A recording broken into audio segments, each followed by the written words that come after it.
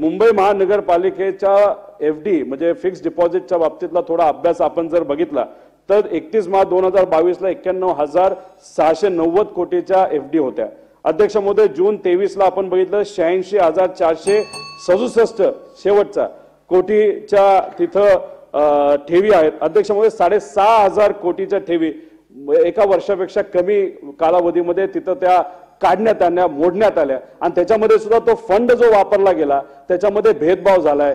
काँग्रेसचा एखादा आमदार असेल तिथं पैसे दिले गेले नाही, मग जिथं कुठं बीजेपीचा एखादा व्यक्ती असेल तिथं दिले गेले। अध्यक्ष महोदय, मुंबईतली राहणारे लोक तर आपली मुंबईतली आहेत ना, सगळीकडे समान विकास व्हावा यासाठी प्रयत्न केले पाहिजे आणि हे इलेक्शन होत नसेल तर प्रशासनाच्या माध्यमातून सर्व भागाचाच विकास व्हावा असा विचार या सरकारने तिथं केला पाहिजे। आणि जाता जाता फक्त अध्यक्ष महोदय एकच इथं मी एक पत्र राज्य सरकारला दिलेलं आहे।